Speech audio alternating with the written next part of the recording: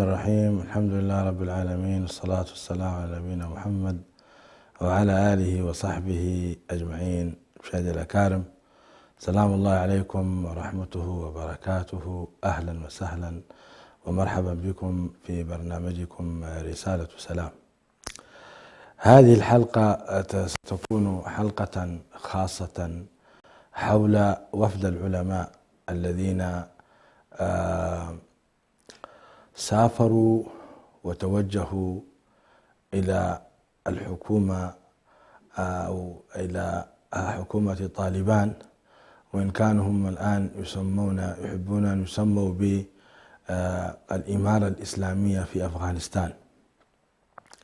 فقد سافر وفد من العلماء، وعلى رأسهم فضيلة الشيخ الدكتور محمد الصغير، وفضيلة الشيخ عبد الحي يوسف العلامة، وفضيلة الشيخ الدكتور نواف تكروري رئيس هيئة علماء فلسطين، وفضيلة الشيخ الدكتور محمد عبد الكريم رئيس رابطة علماء المسلمين، وفضيلة الشيخ الدكتور سامي الساعدي. هؤلاء الخمسة من أهل العلم والفضل توجهوا إلى حكومة طالبان وإلى حكومة الإمارة الإسلامية لطالبان كما يحبون أن نسميهم، فعملا بقوله تعالى: وتعاونوا على البر والتقوى. وهذه الندوة كانت بدعوة كريمة من أكاديمية العلاقات الدولية. أقامت هذه الندوة جهة اسمها أكاديمية العلاقات الدولية، التي يرأسها الدكتور مصعب حفظه الله ورعاه. وحضرت، نعم، هذه هي الصورة أمامكم، أكاديمية العلاقات الدولية. فجزا الله خيرا القائمين عليها، حيث بادروا في إقامة هذه الندوة لبيان فعاليات هذه الرحلة التي قاموا بها إلى حكومة الإمارة الإسلامية في أفغانستان.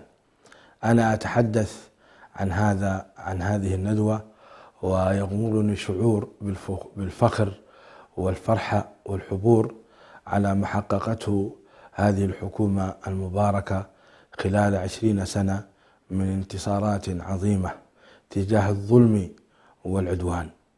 ولنستمع إلى تعليقات المشايخ في هذه الندوة وما قالوه، ثم نتحدث نحن وإياكم.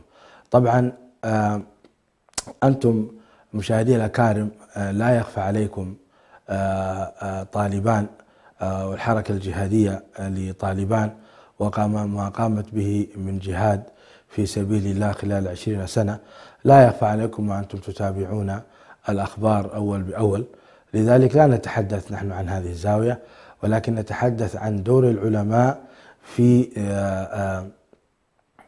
الوقوف بجانب هذه الحكومة الجديدة التي تولت مناصب الحكم ومكنها الله عز وجل في تلك المنطقة. والحقيقة مشاهدي الأكارم، تجربة حكومة طالبان جديرة بالدراسة، جديرة بالاستفادة منها، جديرة بأن نتمعن كيف حصلوا على هذا النصر الكبير، وكيف استطاعوا أن يغلبوا أكبر قوة عالمية، بل أكبر تحالف عالمي هو حلف الناتو الأطلسي، كما لا يخفى على شريف علمكم. فهذه حقيقة يعني فئة ينبغي أن ندرسها، فئة مؤمنة قامت بهذا العمل، ينبغي علينا أن نستفيد منها نحن كمعاشر المسلمين. الآن أترككم في واجب العلماء تجاه هذه الحكومة وما قاموا به، فإلى المقطع الأول.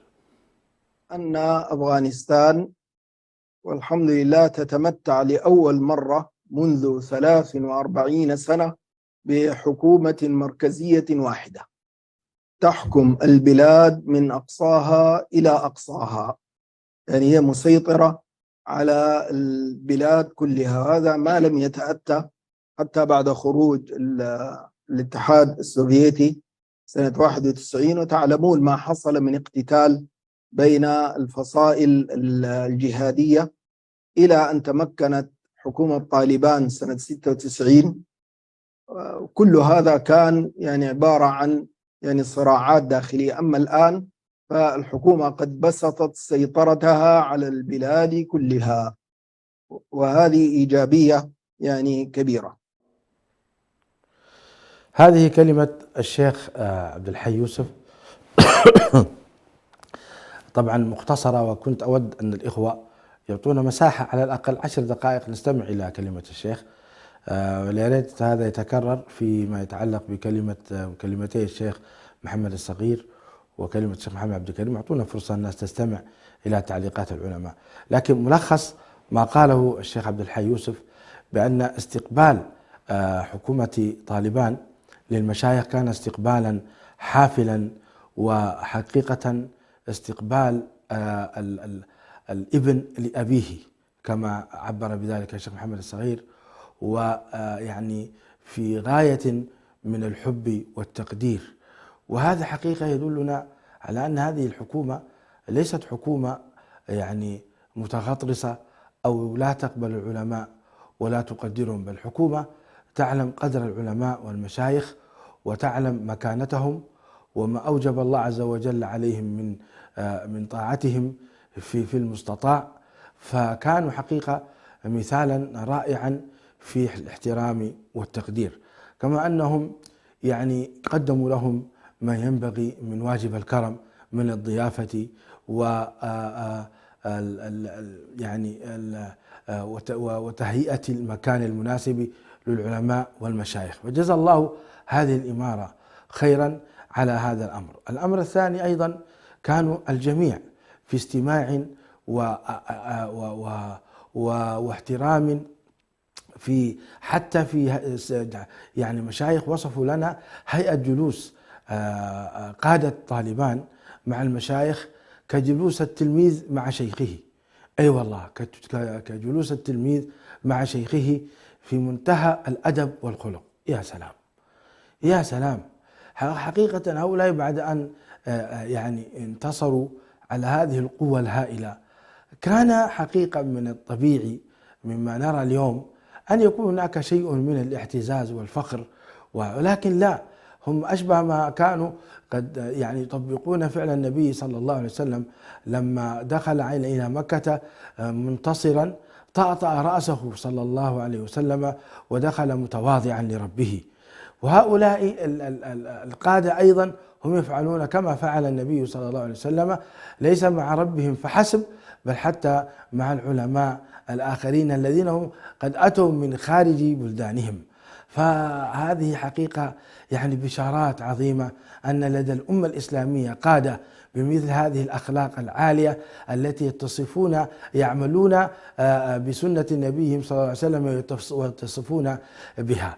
كما أن الشيخ العلامة عبد الحي يوسف بارك الله فيه ذكر أن يعني ثمة هناك بعض الأعمال العجيبة التي قامت بها هذه الإمارة الإسلامية المباركة. أولا قال لنا بأنه لما تولوا على السلطة جمعوا كل القادة من المعارضين وغير المعارضين وقالوا لهم اذهبوا فأنتم الطلقاء. قالوا لهم اذهبوا فأنتم الطلقاء، فأعطوا العفو العام على جميع الذين حاربوهم. وهذا أيضا خلق نبوي كريم وأخلاق رفيعة جدا في كونهم يعفون عن الجميع بلا استثناء، بل حتى القادة الذين كان ينبغي عليهم أن يحاكمونهم فلم يحاكموهم. وهناك يوجد الآن حامد كرزاي وعبد الله القادة السابقين، هم الآن موجودين في أمن وأمان في داخل أفغانستان. أمر آخر تعجبت منه نقلوا لنا العلماء أيضا بأن يعني أعداد كبيرة من الأيتام قد يتموا بسبب الحرب لأكثر من 20 سنة. فقالت الحكومة الأفغانية رغم حاجتها الماسة إلى المادة والمال بكفالة الجميع، بكفالة أيتام الأعداء قبل أيتام الأعضاء. أيتام الأعداء قبل أيتام الأعضاء. وهذا حقيقة لم نسمع به حتى سابقا، أن الأيتام يكفلون جميعا من قبل الحكومة. يا سلام يا سلام، هذا التاريخ سيسطر ذلك. وقبل ذلك ربنا سبحانه وتعالى شاهد على هذه الأخلاق العظيمة الكبيرة. وسمعنا الشيء الكثير التي يعني تسعد القلب وتسر الخاطر حقيقة من هذه الأخلاق الكبيرة العظيمة. نواصل الحديث مع الشيخ محمد الصغير. أعطونا فرصة يا شباب، لا تقطعوا 4 دقائق فقط. طيب محمد عبد الكريم. وجدنا في وجوه هؤلاء الذين استقبلونا، سواء كانوا مسؤولين أو كانوا جنودا وشبابا في الوزارات المختلفة، وجدنا بشرا وسرورا وفرحا وإكبارا بمقدم العلماء. وفي كل زيارة كنا نقوم بها إلى مسؤول من المسؤولين، كان هذا المسؤول حريصا على أن يجمع أعوانه في الوزارة، يعني لا يأتي هو وحده وإنما يأتي بأعوانه في الوزارة. وكانوا حريصين أكثر منا على كتابة أي كلمة نقولها، يعني عندهم من الحرص على التقاط الكلمات وتدوينها أكثر منا نحن الوفد الذين كنا ندون ذلك. في أول لقاء مع أحد الوزراء، لا أريد أن أذكر اسمه الآن، لهذا التصريح الذي ذكره، قال لنا بأن الله سبحانه وتعالى هو وحده الذي من علينا بهذا النصر، وما كان لنا أن ننتصر بغير توفيق من الله عز وجل. ثم قال: نحن أحوج ما نكون، هذه كلمة مهمة، أحوج ما نكون إلى نصرة المسلمين لنا،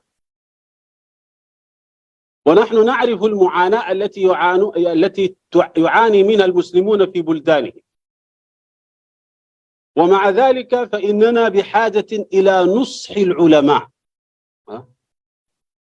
وأما ما يتعلق بموضوع التعليم فقال: هذا قرار لا يمكننا أن ندافع عنه، هذا قرار لا يمكننا أن ندافع عنه. فهمنا من كلامه بأن هذا القرار ليس مرضيا عند السواد الأعظم من المنتسبين إلى الإمارة الإسلامية.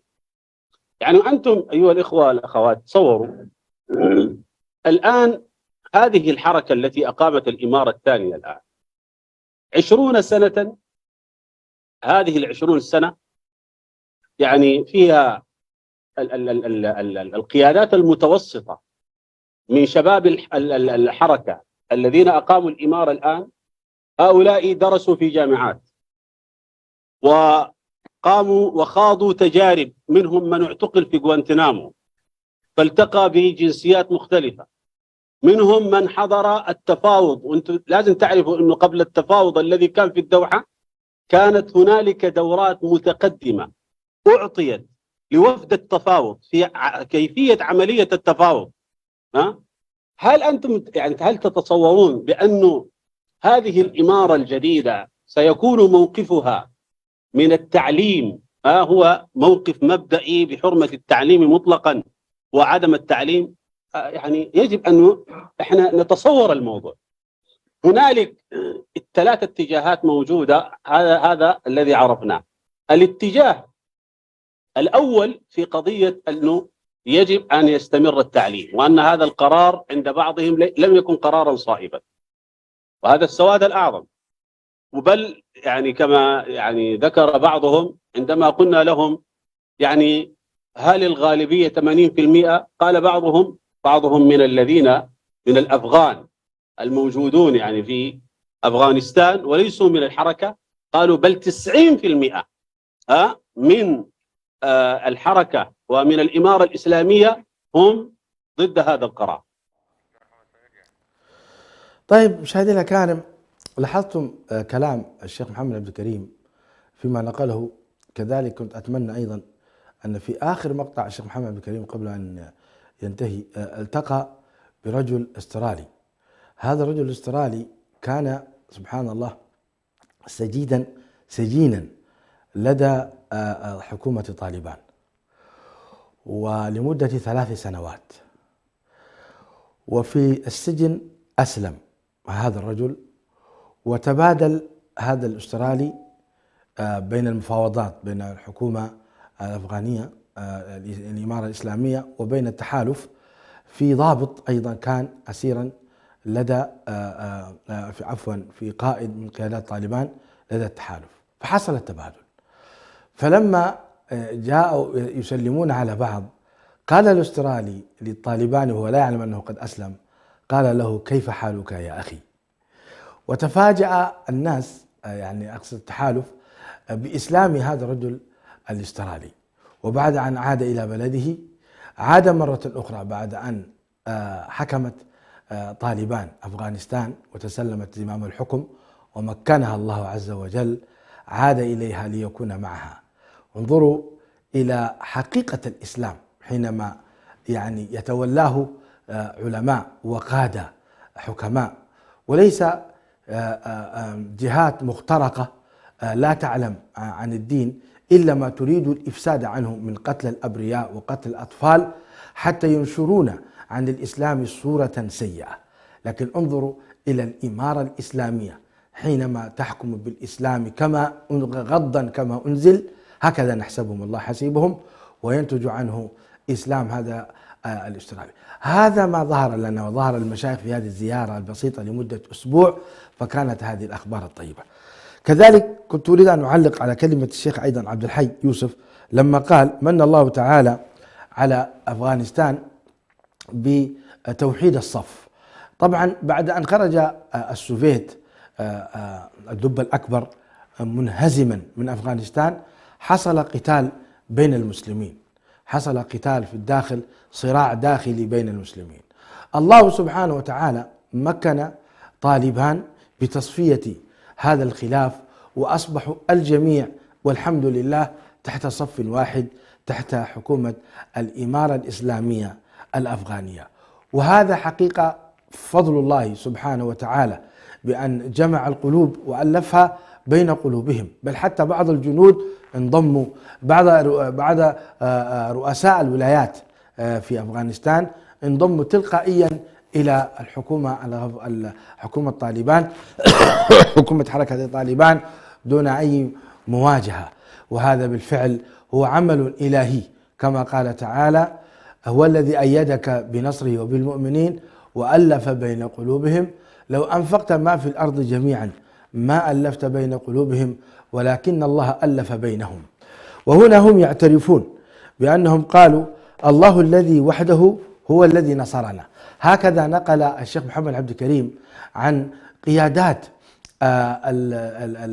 الإمارة الإسلامية الأفغانية، نقل عنهم بأننا انتصرنا بفضل الله وحده، ولم يقولوا انتصرنا بقوتنا ولا بسجالة وشجاعة شبابنا، انتصرنا بصلبنا وبأسلحتنا المتواضعة، استطعنا بشجاعتنا أن ما قالوا هكذا.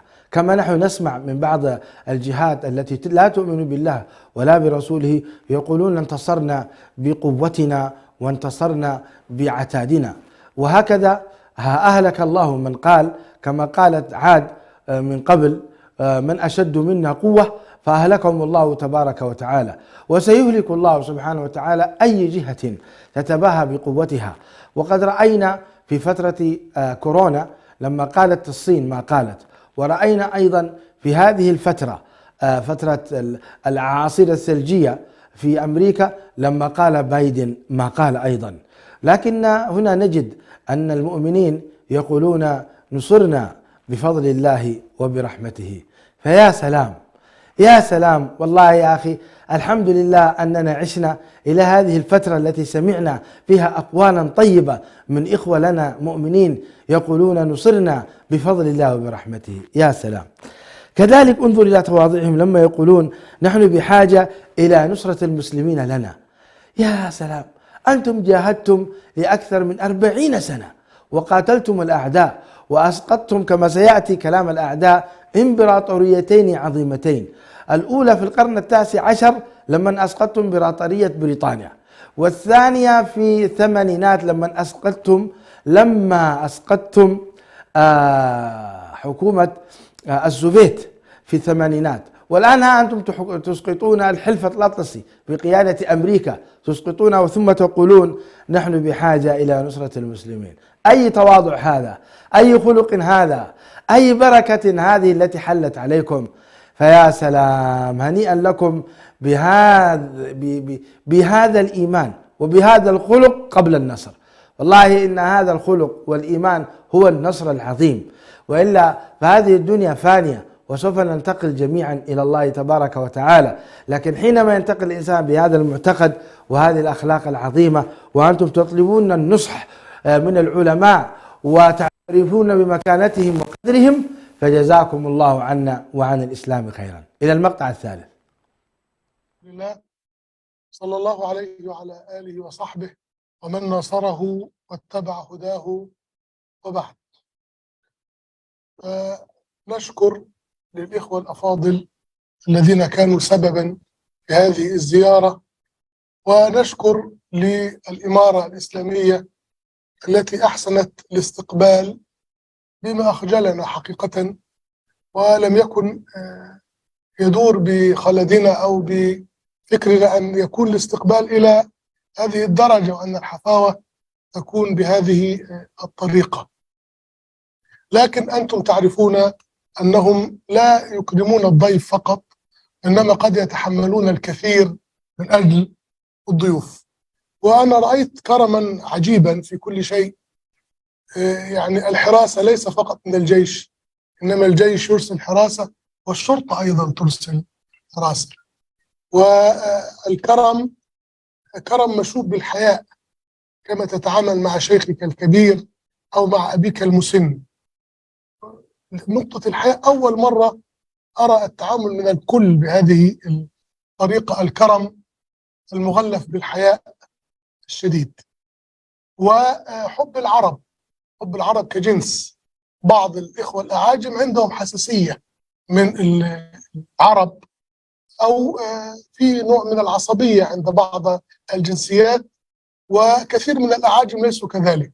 لكن في المقدمة وجدنا الشعب الأفغاني يجلون العرب ويرون أنهم أبناء الصحابة، ويدينون بالولاء والمحبة لكل من وقف إلى جوارهم.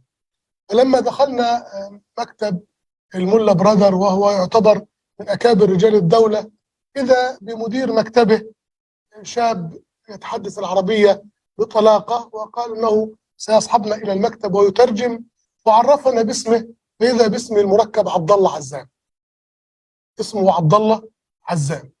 لما قلت له هذا اسم مركب، قال نعم، أبي سماني عبد الله عزام. فلما رأى آخر استغرابي قال لي أنت ليه مستغرب؟ أنا ابن أخي عمر عبد الرحمن. فيذكرون العلماء ويذكرون المجاهدين بالخير وبالثناء، ويقولون رأينا فيهم إكرام الضيف، ورأينا حتى دكتور نواف تكروري، كانت عاطفته شديدة إليهم ويستسمحهم عن فترة التقصير في 20 سنة.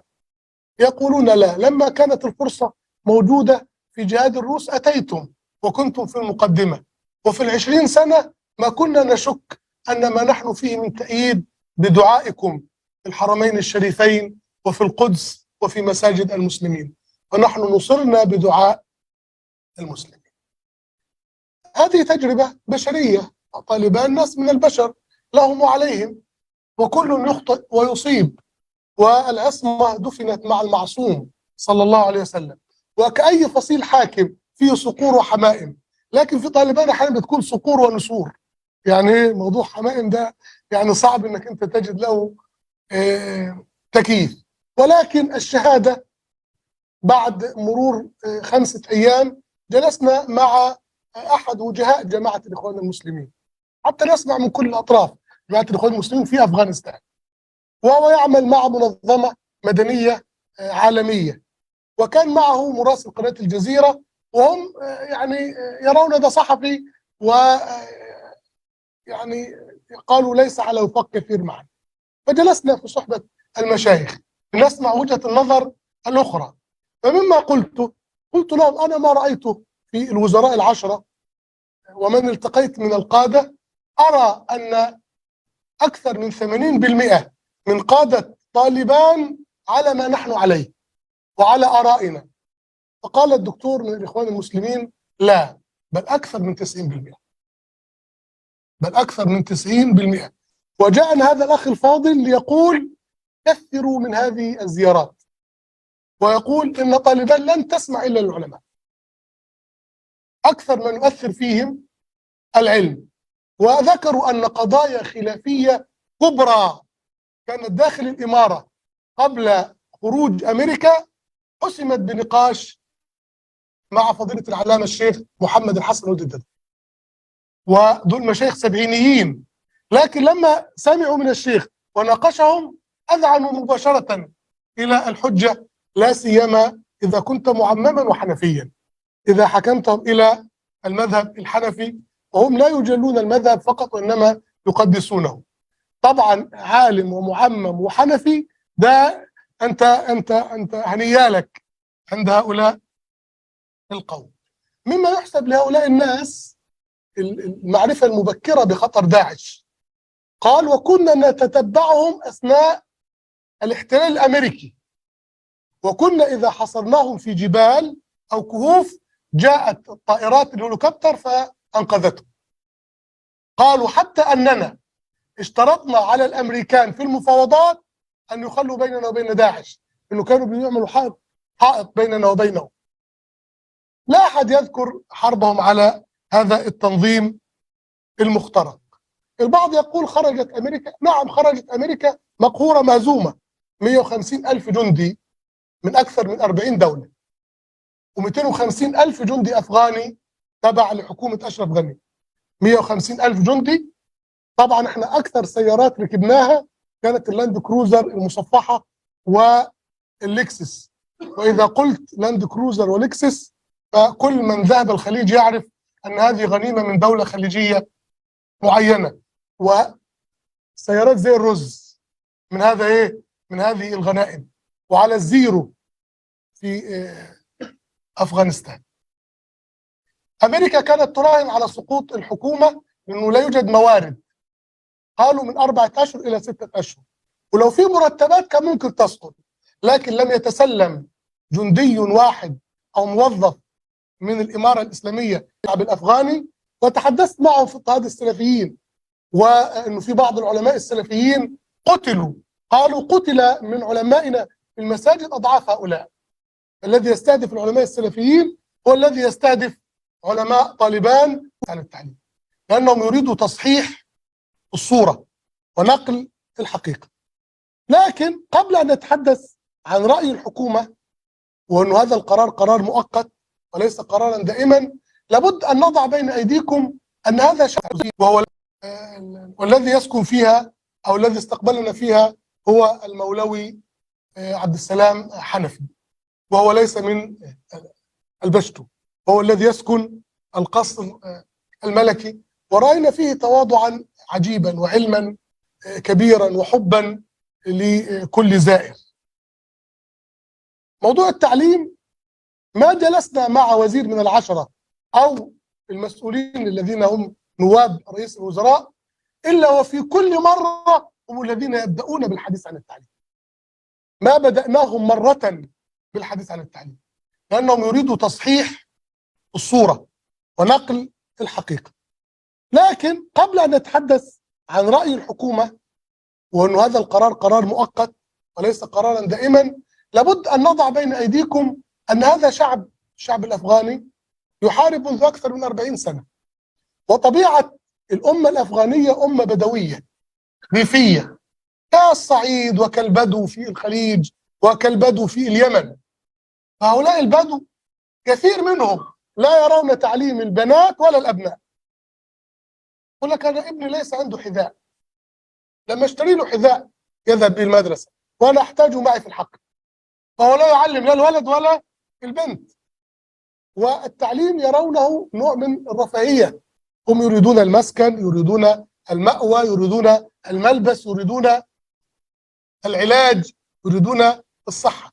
هذه طبيعة موجودة في الشعب الأفغاني، واللي هيقول لي إنه مش موجودة في بيئات عربية قبل أن تغزوها الحداثة كانت موجودة هذه العادة، لكن هذه عادة وتعبير أكبر رجال الدولة الذين رأيناهم، المولوي عبد السلام حنفي، لما سألنا عن هذه العادة قال هذه عادة قبيحة، اللغة العربية الفصيحة، قال هذه عادة قبيحة أن يمنع التعليم. الكل قال لنا أنه هذا القرار قرار مؤقت وله ظروفه. لم أتحدث عما قاله وزير الخارجية أو عما قاله سراج حقاني، خلينا في وزراء التعليم اللي هم المعنيين أصحاب القرار اللي اتخذوا القرار. التعليم في الإمارة الإسلامية مقسم إلى قسمين: وزارة التعليم والمعارف اللي هو ما قبل الجامعي، ووزارة التعليم العالي. لما التقينا وزير التعليم والمعارف قال لنا، وبالمناسبة طبعا هم لم نرى مسؤولا لا يفهم العربية بطلاقة لا يحتاج إلى مترجم، لأنه كلهم وصلوا إلى درجة من العلم ما دمت تتحدث إليه بالفصحى، وهم يحبون الفصحى الأزهرية المتأنية، هكذا جاملون يعني الفصحى الأزهرية المتأنية. والكل يفهم الفصحى، وكثير منهم لا يحتاج إلى مترجم إذا تحدث بها. فوزير التعليم ما قبل الجامعي قال لنا المقدم عندنا في الاختيار والمعيار هو من الأعلم، ونحن دولة تقوم على الملة والمولوي. الملة المعلم والمولوي هو الذي تبحر في أكثر من علم. يقول ونحن نعتقد أن أمير المؤمنين هو أكثر الناس في المجتمع الأفغاني علما وزهدا، يحكون عن زهده وعن علمه أشياء كثيرة. فقال كيف لأمة تجعل العلم هو المعيار تمنع التعليم؟ هذا أمر لا يستقيم مع عقيدتنا في العلم. قال ونحن لا نفرق في هذا الحق بين ذكر وأنثى، لكن عندنا مشاكل تحتاج إلى حل، لكن وليس هو صاحب القرار.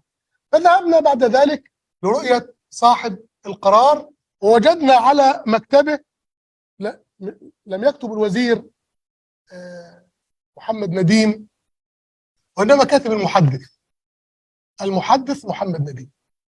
هذه اللافتة الموجودة على مكتبه، وبدون إخفاء قالوا لنا هذا أكثر وزراء الإمارة بين قوسين تشددا في قضية التعليم. ذهبنا إليه، وبالمناسبة هو أكثر وزير قضينا عنده وقتا. نعم، هو طبعا احنا كنا عند الكل، لكن هو أصر في فندق، لكن هو أصر أن يكون الطعام في مكتبي وليس في الفندق. فتحدثنا معه في أمر التعليم، فقال بداية قد نختلف في الحكم، حكم التعليم، بين الواجب والمندوب أو المستحب، وقد نختلف في حكم التخصص بين فرض العين وفرض الكفاية. هو يستنكر، يقول لماذا ليه تكون مهندسة مدني؟ ليه تطلع سجالة يعني؟ ليه؟ تتعلم الهندسة المدنية ليه؟ من يتعلم طب النساء؟ من يتعلم تعليم الفتيات؟ ليه تطلع مهندسة زراعية يعني؟ تطلع ورا المحرات، وده في احترام للمرأة ان تجري ورا المحراث الزراعي. يقول قد نختلف في حكم الواجب والمندوب، قال لكن لا يقول أحد بمنع تعليم البنات. هذا أكثرهم بين قوسين، قال لا يقول أحد بمنع تعليم البنات، لكن نحن عندنا مشاكل تحتاج إلى حلول. أنشأنا لها لجنة خاصة من عدة وزارات، وضرب لها وحدد لها موعد زمني 3 أشهر تنتهي من حل هذه المشاكل. هذه المشاكل المتمثلة فيه، يقول التعليم قد نختلف في حكمه كما قال، لكن الاختلاط أمر غير مختلف عليه. الاختلاط بين البنين والبنات أمر غير مختلف عليه، والفصل بينهم واجب.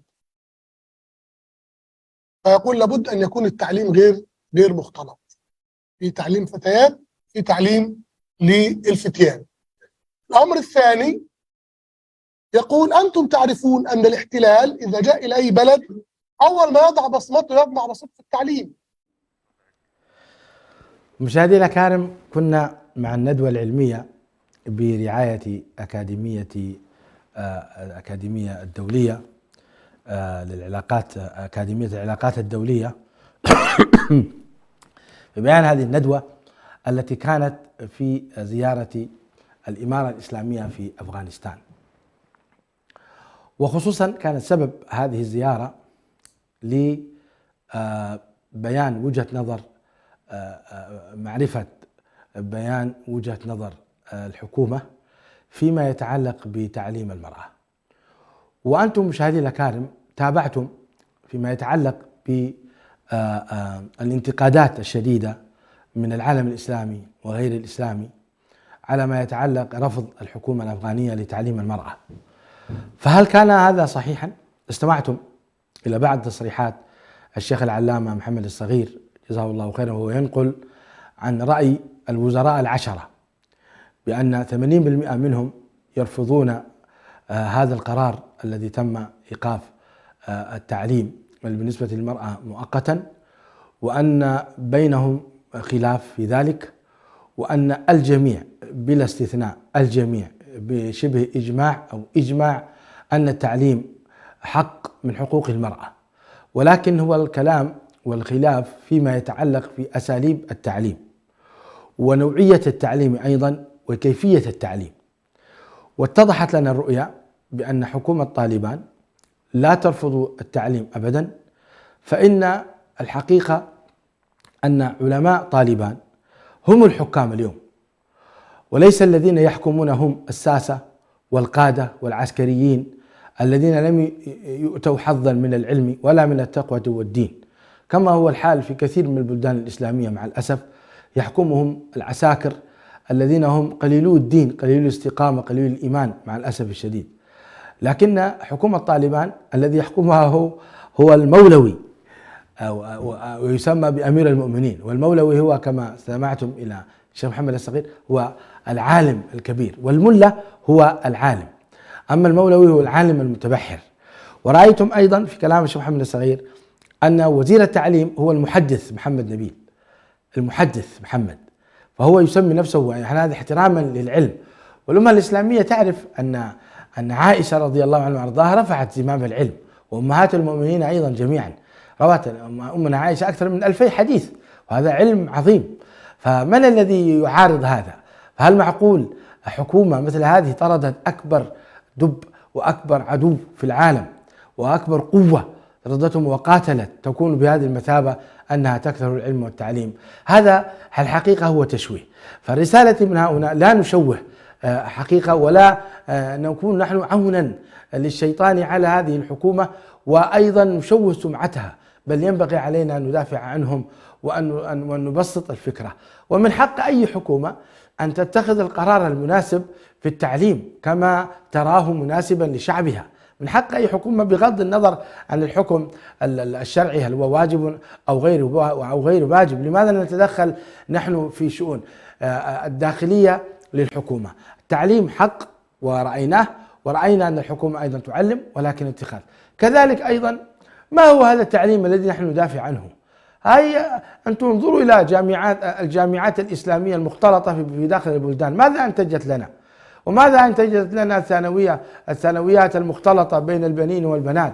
أليس هناك هو يعني يتم نقل المخدرات ويتم نقل الأفلام الخليعة وبناء العلاقات المحرمة، ويولد هناك أبناء الزنا والعياذ بالله؟ هذا الذي رأيناه؟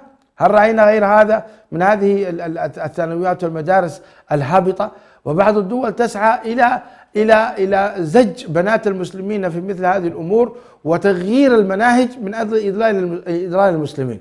فلما تأتي الإمارة الإسلامية اللي من أجل أن يعني تحد من فتنة النساء وتضبط الأمور، لماذا نحن نعترض عليها؟ وأنا والله متأكد صبرا قليلا فقط على هذه الحكومة، نسأل الله تعالى أن يمكنهم كما نصرهم، نسأله أن يمكنهم ويوفقهم، وأن تكون هذه الحكومة نموذجا صالحا في هذا العصر، لأننا حقيقة يعني نحن في حزن شديد أن لا يوجد من يمثل كتاب الله وسنة رسوله صلى الله عليه وسلم من الحكومات، فنسأل الله تعالى أن يوفق هذه الحكومة لكل خير. كنت أريد قبل أن أختم أن أنقل لكم بعض التصريحات الأمريكية والقادة الذين تحدثوا حقيقة عن ما يتعلق بالصراع الذي دام لأكثر من 20 سنة، الصراع الذي دام لأكثر من 20 سنة. فمثلا يعني تيم ويلسي، هذا اللورد ديفيد ريتشارد قائد قوات إيساف أفغانستان، يقول لم يسمح لنا بالخروج من قبل العدو الذي كنا نقاتله طوال 20 سنة. يعني طلبوا السماح بالخروج من العدو الذي قاتلوهم وأبادوه في عام 2001 إلى 2002، ثم عاد مرة أخرى في 2020 يطلبون منه السماح بالخروج. فهذا تيم ويلسي اللورد ديفيد ريتشارد يقول هذا الكلام. ثم أيضا اللواء تشارلز هاربرت، لواء متقاعد في الجيش البريطاني، ماذا يقول؟ يقول في أفغانستان مقبرة الإمبراطوريات، هزم في القرن 19 الإمبراطورية البريطانية، وفي عام 2008 وفي الثمانينات هزم السوفيت. هذا كلام الضابط لواء تشارلي هاربرت. كذلك مارفن ويليام مدير دراسات أفغانستان في معهد الشرق الأوسط يقول بعد هذه الجهود التي بذلت والأرواح التي فقدت انتهى بنا الأمر عودة نفس القيادة بنفس الفكر، نفس القيادة بنفس الفكر. رونالد ديفيد السفير الأمريكي نفس الكلام، ولورانس كوب نائب وزير الدفاع ويقول ولكننا لم ننتصر في الحرب. هذا نائب وزير الدفاع الأمريكي يقول لم ننتصر في الحرب. الله أكبر، العزة لله ولرسوله وللمؤمنين ولكن المنافقين لا يعلمون. السلام عليكم.